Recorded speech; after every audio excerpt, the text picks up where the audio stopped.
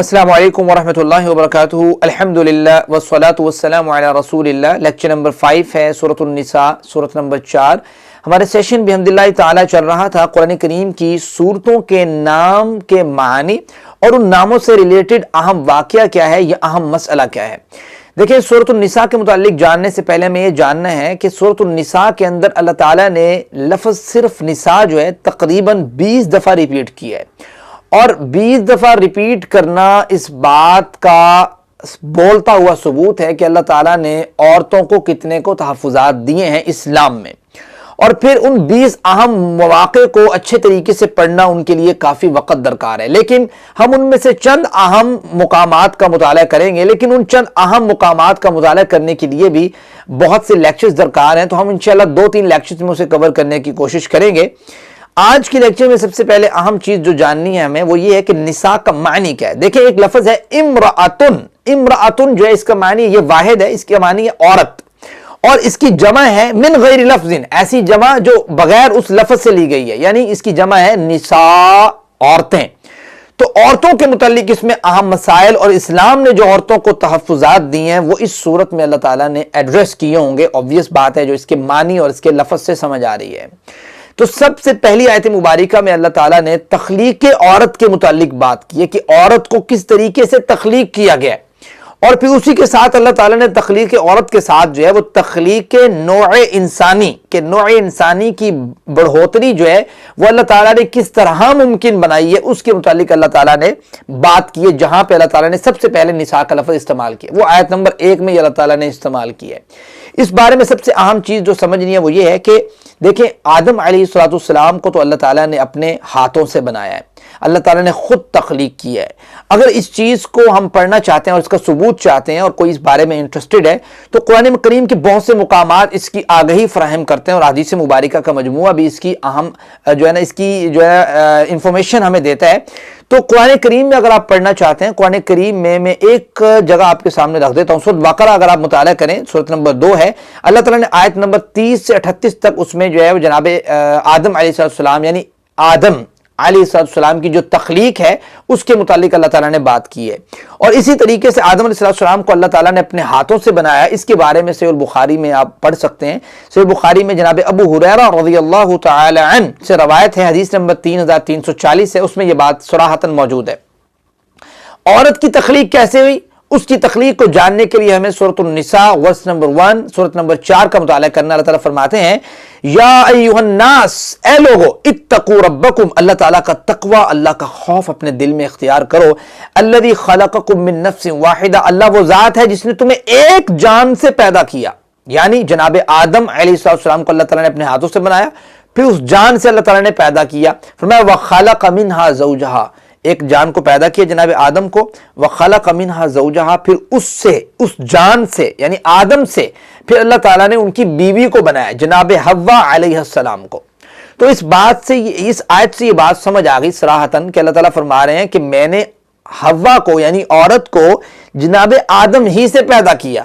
اب اگر حدیث مبارکہ کا آپ مطالعہ کرتے ہیں، جو حدیث جو ہے صحیح البخاری میں موجود ہے، تو اس میں یہ بات جناب ابو ہریرہ رضی اللہ تعالیٰ عنہ اس کے راوی ہیں، حدیث نمبر 3331 ہے، اس میں یہ بات صراحتاً موجود ہے کہ اللہ کے رسول صلی اللہ علیہ وسلم نے فرمایا کہ عورت کو جو ہے وہ پسلی سے پیدا کیا گیا ہے، اور پسلی میں سب سے ٹیڑھا حصہ جو ہے وہ اوپر والا حصہ ہوتا ہے، اور فرمایا کہ اگر تم اسے سیدھا کرنا چاہو گے تو توڑ بیٹھو گے، اور اگر اس سے فائدہ اٹھانا چاہو گے تو اس طرح فائدہ اٹھاؤ گے کہ اس میں برابر ٹیڑھا پن رہے گا۔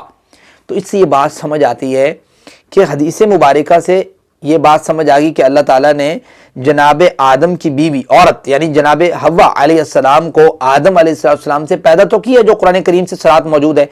پیدا کس سے کیا؟ اللہ تعالیٰ نے پسلی سے پیدا کیا۔ اب پسلی سے کیسے پیدا کیا، اس کی کیفیت کیا ہے، یہ نہ تو قرآن کریم میں موجود ہے اور نہ ہی حدیث مبارکہ نے اس کی توضیح کی ہے۔ تو اس کی توضیح کے لیے ہم صرف قرآن کریم کی اس آیت کو اپنے ذہن میں رکھ سکتے ہیں جو سورۃ یاسین میں موجود ہے۔ اللہ تعالیٰ فرماتے ہیں، سورۃ یاسین کی آیت نمبر 82 ہے، انما امرہ اذا اراد، کہ جب بھی کسی کام کا اللہ ارادہ کرتا ہے، شیئن، وہ کہتا ہے کن، ہو جا، فیکون، وہ کام ہو جاتا ہے۔ انما امرہ اذا اراد شیئا ان یقول لہ کن فیکون۔ تو یہ معاملہ اس طریقے سے ہم اس کو سالو کر لیا کہ تخلیق کائنات، تخلیق آدم وہ کیسے ہے؟ اللہ تعالیٰ نے خود پیدا کیا۔ تخلیق عورت کیسے ہے؟ کہ اللہ تعالیٰ نے آدم سے پیدا کیا۔ آدم کی کس جگہ سے پیدا کیا؟ پسلی سے پیدا کیا۔ کیفیت کیا ہے ہم نہیں جانتے، اللہ نے کن کہا فیکون، وہ کام ہو گیا، وہ اللہ تعالیٰ کی شان کے لائق جس طرح تھا۔ تو یہاں پہ اس کے آگے جو اللہ تعالیٰ نے بات بیان کی، فرمایا کہ خلق منہا زوجہا، میں نے جناب آدم سے ان کی بیوی کو پیدا کیا۔ ساتھ ہی فرمایا وبث منہما رجالا کثیرا ونساء، پھر ان دونوں کے ذریعے اللہ تعالیٰ نے نوع انسانی کی تخلیق کی، نوع انسانی کی بڑھوتری کی۔ تو یہ بات ہمارے سامنے آیا ہوگی کہ نساء لفظ سے ریلیٹڈ جو اس آیت میں، اس صورت میں، اس آیت میں جو واقعہ تھا، اس آیت میں جو مسئلہ تھا، وہ میں آپ کے سامنے رکھ چکا۔ دوسری اہم بات اللہ تعالیٰ نے، اگر آپ ایک آیت نمبر 1 کو چھوڑ کے آیت نمبر 3 تک پہنچتے ہیں سورۃ النساء کی، اس میں بھی اللہ تعالیٰ نے لفظ نساء استعمال کیا ہے۔ تو اللہ تعالیٰ فرماتے ہیں وَإِنْ خِفْتُمْ أَلَّا تُقْسِطُوا فِي الْيَتَامَى، اگر تمہیں خوف ہو یتیموں کی، اور مطلب یتیموں کے متعلق۔ اب اس پہ اللہ تعالیٰ نے عورتوں کو پروٹیکشن پتہ کیا دی؟ اسلام سے پہلے کیا ہوتا تھا کہ جو یتیم بچیاں ہوتی تھیں ان سے لوگ نکاح تو کر لیتے تھے، لیکن ان کا حق مہر ان کے ساتھ صحیح طریقے سے برتاؤ نہیں کرتے تھے۔ جو ان کا حق بنتا تھا وہ معاملہ نہیں رکھتے تھے، وہ کہتے تھے یہ گھر کی عورتیں ہیں، گھر کی بچیاں ہیں، ٹھیک ہے۔ اس طریقے سے ان کی یہ چیز جو ہے نا، اللہ تعالیٰ نے عورتوں کو پروٹیکشن دی، تحفظ دیا، حقوق نسواں۔ اسلام کا جو ہے اتنا اللہ تعالیٰ نے کہا کہ بھئی وَإِنْ خِفْتُمْ أَلَّا تُقْسِطُوا فِي الْيَتَامَى، اگر تمہیں یہ ایسا لگے کہ بھئی ہم یتیموں کے متعلق جو ہیں، یتیم بچیوں کے متعلق انصاف نہیں کر سکیں گے، پھر آپ نے کیا کرنا ہے؟ یہ دوسرا اہم مسئلہ یہاں سمجھ آ گئی کہ عورتوں کے متعلق اللہ تعالیٰ نے یہاں پہ کیا بات بیان کی کہ یتیم عورتوں کے متعلق اگر آپ انصاف نہیں کر سکتے تو کسی اور عورت سے شادی کر لو۔ پھر اب تیسرا اہم مسئلہ جو ہمیں بات سمجھ آتی ہے وہ یہ ہے کہ ایک شخص ایک وقت میں کتنی شادیاں کر سکتا ہے؟ مرد جو ہے وہ ایک وقت میں کتنی شادیاں کر سکتا ہے؟ تو اللہ تعالیٰ نے اس آیت مبارکہ میں اس کو بھی سولو کیا، چونکہ اگر ہم اس آیت مبارکہ کو پیچھے سے ریلیٹ کریں کہ اللہ تعالیٰ نے کہا کہ آدم کو پیدا کیا، پھر آدم سے اماں حوا علیہ السلام کو پیدا کیا، اب ان سے پھر اللہ تعالیٰ نے وبث منہما رجالا کثیرا، بہت سے لوگ پھیلا دیے، پھر اس کے بعد اللہ تعالیٰ نے فوراً سے نکاح کا ذکر کیا۔ پھر نکاح کا ذکر کرنے کے بعد یہ بات سمجھ آتی ہے کہ نکاح کا ذکر اس لیے کیا، اگر ہم ریلیٹ کریں اس کو پچھلی آیت سے، کہ بھائی جو بڑھوتری ہے نوع انسانی کی وہ نکاح سے ہی آگے بڑھ سکتی ہے۔ پھر نکاح کی بات کرنے کے فوراً بعد یہ بات بتا دی کہ نکاح تو ٹھیک ہے، اب نکاح ایک مرد کتنے کر سکتا ہے، اب اس کی بات آنے لگی ہے۔ اللہ تعالیٰ آگے فرماتے ہیں کہ فَانْكِحُوا مَا طَابَ لَكُمْ، پس تم نکاح کرو مَا طَابَ لَكُمْ، جنہیں تم پسند کرتے ہو، مِنَ النِّسَاءِ عورتوں میں سے۔ کتنے نکاح کر سکتے ہو؟ مثنا 2 وثلاثہ 3 ورباع 4 3 2 4، اتنے آپ نکاح کر سکتے ہو، ایک کر سکتے ہو۔ فَإِنْ خِفْتُمْ، اگر اللہ تعالیٰ فرماتے ہیں پھر اگر تم اس بات کا خوف ہو کہ اللہ تعالیٰ کہ تم اپنی بیویوں کے درمیان عدل قائم نہیں کر سکو گے، فواحدۃ، تو ایک عورت کافی ہے، او ما ملکت ایمانکم، یا وہ عورتیں جو تمہارے ملکیت رکھتی ہیں، تمہارے دائیں ہاتھ کی ملکیت رکھتی ہیں، یعنی لونڈیوں کے متعلق بات ہو رہی ہے۔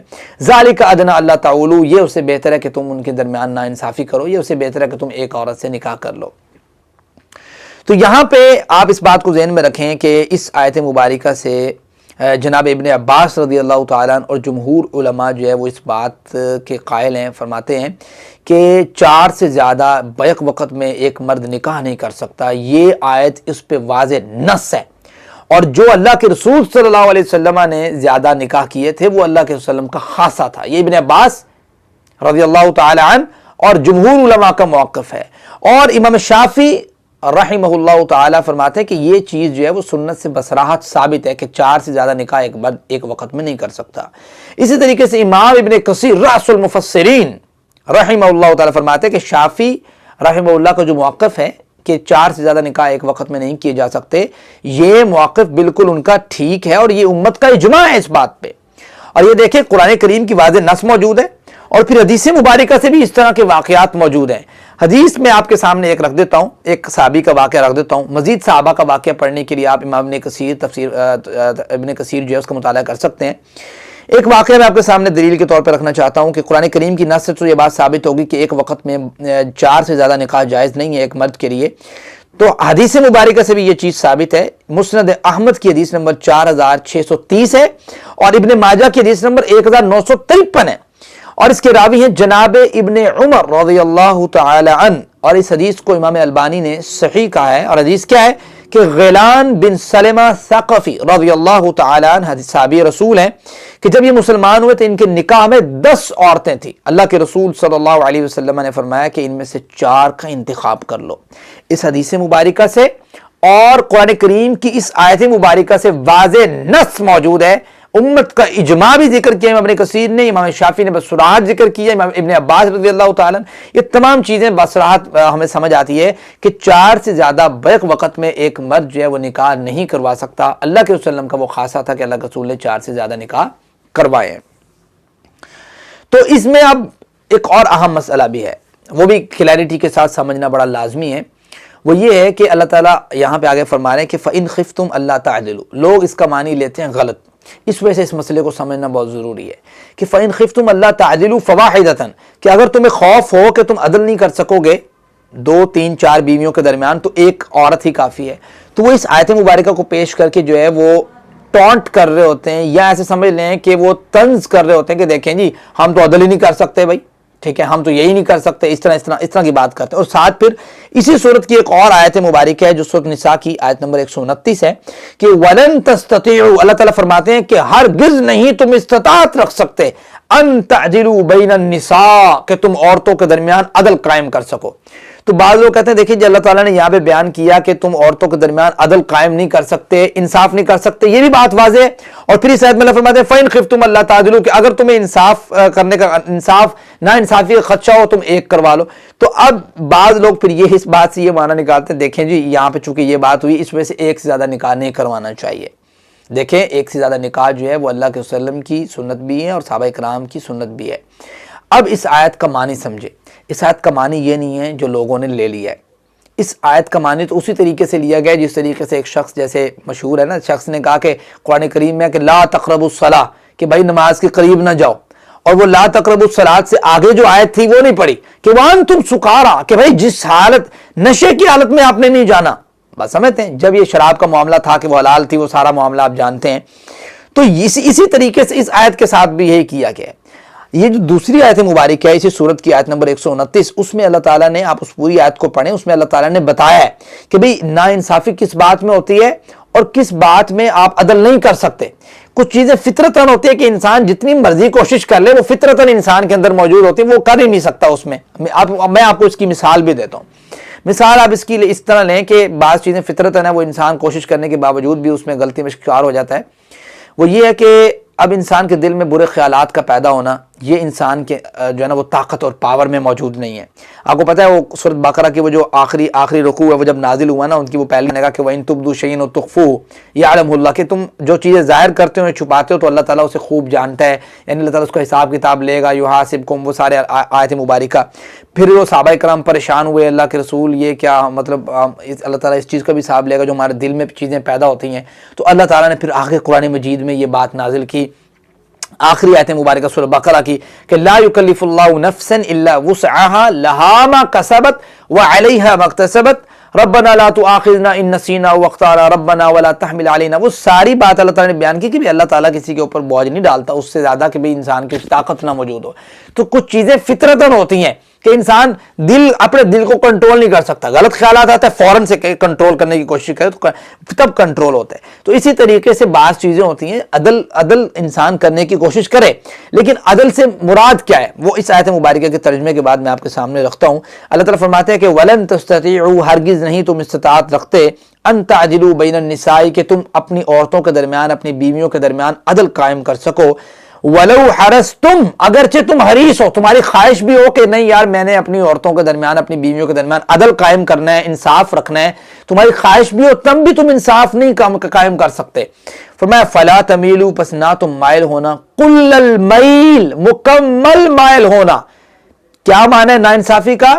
کہ تم نے مائل نہیں ہونا، مکمل مائل ہونا۔ کیسا مائل ہونا؟ کہ فَتَذَرُوهَا كَالْمُعَلَّقَةِ، کہ تم پہلی والی بیوی جو ہے، یہ دوسری والی بیوی جو ہے، یہ جو بھی آپ کی دوسری بیوی ہے جس ایک سے ساتھ آپ کا زیادہ ہے رجحان، دوسرے کے ساتھ کم ہے، تو آپ دوسری کو کالمعلقہ چھوڑ دیں، یعنی لٹکی ہوئی چھوڑ دیں، نہ بات کریں، نہ اس کے ساتھ رات گزاریں، نہ اس کے ساتھ اٹھنا بیٹھنا، نہ اس کا جو ہے نا وہ نان و نفقے کا خرچہ برداشت کرنا، یہ مراد ہے کہ آپ اس کو لٹکا ہوا نہیں چھوڑ دیں۔ استطاعت نہیں رکھ سکتے تم، اللہ تعالیٰ کہہ رہے ہیں چونکہ اللہ تعالیٰ نے ہمیں پیدا کیا ہے، اللہ تعالیٰ کو پتہ ہے کہ استطاعت انسان کے اندر موجود نہیں ہے کہ وہ بالکل انصاف قائم کرے۔ اب عدل کیا ہے، اس میں برابری کیا ہے؟ اب دیکھیں اللہ تعالیٰ نے اس آیت مبارکہ میں فرمایا کہ وَإِن تُصْلِحُوا، اگر تم اصلاح کرنے کی کوشش کرو، اگر تم اصلاح کرو، وَتَتَّقُوا، اور تقوی اختیار کرو، فَإِنَّ اللَّهَ كَانَ غَفُورًا رَحِيمًا، تو یقین اللہ تعالیٰ معاف کرنے والا، درگزر کرنے والا۔ تھوڑی بہت مسٹیک اونچ نیچ ہو جاتی ہے، اس میں کوئی مسئلہ نہیں ہے۔ اب دیکھیں عدل کی آپ تعریف سمجھیں کہ عدل یہاں سے کیا مراد ہے۔ ایک عدل ہے جو امپاسبل ہے، ناممکن ہے، اور ایک عدل ہے جو پاسبل ہے، ممکن ہے۔ جو ناممکن عدل ہے وہ کون سا ہے؟ وہ ہے ہماری فطرتی ایک چیز ہے کہ ہم دلی میلان، دلی صحبت، دلی محبت، پیار جو ہے وہ ایک کے ساتھ ہو جائے، ٹھیک ہے۔ اور دوسرا جو پاسبل جو عدل ہے وہ کون سا ہے؟ وہ یہ ہے کہ رات رہنا، نان و نفقے کے خرچے کو برداشت کرنا، یہ ممکن ہے، یہ آپ کر سکتے ہیں۔ اگر اس میں آپ ناانصافی کرتے ہیں، کل معلقہ، اس میں معلقہ چھوڑتے ہیں، تب یہ گناہ ہے۔ اور اگر دلی میلان، دلی کیفیت، جیسے اللہ کے رسول سے پوچھا کہ عورتوں میں سب سے زیادہ کون پسند ہے، فرمایا عائشہ رضی اللہ تعالیٰ عنہ۔ اب یہ بات کر دی نا اللہ کے رسول نے، لیکن یہ بات کیوں کی؟ یہ دلی میلان اور محبت کی ایک کیفیت اور جذبات ہیں، یہ اس پہ انسان کا اختیار نہیں ہے۔ تو یہ آپ چیز سمجھیں کہ یہ جو ایک ہے عدل جو انسان کر سکتا ہے، اور ایک عدل ہے جو انسان نہیں کر سکتا۔ جو عدل نہیں کر سکتا اس پہ وَإِن تُصْلِحُوا وَتَتَّقُوا، اگر تم اصلاح کرتے رہو، اپنی بھی کوشش کرتے رہو، وَتَتَّقُوا، اور تقوی اختیار کرتے رہو، فَإِنَّ اللَّهَ كَانَ غَفُورًا رَحِيمًا، تو اللہ تعالیٰ اسے معاف اور درگزر کرنے والا ہے۔ سو اس چیز کو سمجھنے کی ضرورت ہے کہ عدل جو ہے وہ انسان اس چیز میں کرے کہ وہ نان و نفقہ رہنا، رات رہنا، یہ اس میں عدل کرے، اور جو دوسری چیز ہے وہ اس میں عدل کر ہی نہیں سکتا، اگرچہ اس کو ہرس ہو، اگرچہ وہ اس کی خواہش رکھتا ہو۔ کرنا چاہیے حتی الامکان انسان کی کوشش اور کاوش یہی ہو کہ وہ عدل قائم کرے، انصاف قائم کرے۔ تو یہ جو ہے وہ دو چار اہم مسئلے تھے جو میں آپ کے سامنے رکھ چکا اس صورت سے ریلیٹڈ۔ باقی چیزیں جو ہے وہ انشاءاللہ ہم نیکسٹ ویڈیو میں کور اپ کریں گے۔ تو اس میں آج ہم نے جو چیز پڑھی اس کو کنکلوژن ہم اس طرح کرتے ہیں کہ سب سے پہلی چیز تو ہم نے یہ پڑھی کہ تخلیق عورت کیسے ہوئی، اور اس کی صراحت قرآن کریم میں کیا ہے، حدیث مبارکہ میں کیا ہے، اور کس چیز کی صراحت نہیں ہے۔ انما امرؤ اذا اراد شیئا یقول له کن فیکون سے ریلیٹ ہم نے وہ چیز پڑھی۔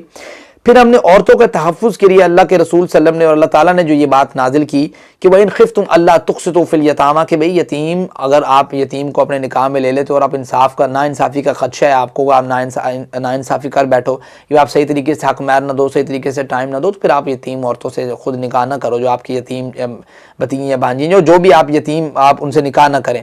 تو یہ چیز۔ پھر تیسری عام چیز جو اللہ تعالیٰ نے یہاں پہ بیان کی وہ یہ بیان کی ہے کہ بھئی زیادہ سے زیادہ جو ہے وہ ایک مرد کتنی عورتوں سے نکاح کر سکتا ہے؟ وہ 4 عورتوں سے نکاح کر سکتا ہے۔ اس کی دلیل میں قرآن کریم کی یہ آیت نمبر سورۃ النساء کی ورس نمبر 3 بھی آپ کے سامنے رکھ دی، اور دوسری حدیث مبارکہ بھی جو میں نے غیلان بن سلمہ ثقفی رضی اللہ تعالیٰ عنہ کی رکھی ہے، وہ حدیث مبارکہ سے بھی صراحت موجود ہے۔ پھر جو ایک جو ہے وہ غلط لوگوں کے درمیان ایک روش پیدا ہوئی کہ وہ اس آیت مبارکہ کو غلط استدلال کے استعمال کرتے ہیں کہ فَإِنْ خِفْتُمْ أَلَّا تَعْدِلُوا فَوَاحِدَةً، کہ بھی آپ عدل کر ہی نہیں سکتے، وَلَن تَسْتَطِيعُوا أَن تَعْدِلُوا بَيْنَ النِّسَاءِ وَلَوْ حَرَصْتُمْ فَلَا تَمِيلُوا كُلَّ الْمَيْلِ، تو وہ عدل کون سا مراد ہے، اس کی صراحت جو ہے وہ حدیث مبارکہ سے اور قرآن کریم سے کیا ہے وہ میں نے آپ کے سامنے رکھ چکا ہوں۔ دعا یہ ہے اللہ مجھے اور آپ کو قرآن مجید کی سمجھ اور اس کے مطابق عمل کرنے کی توفیق عطا فرمائے۔ وَمَا عَلَيْنَا إِلَّا الْبَلَاغُ۔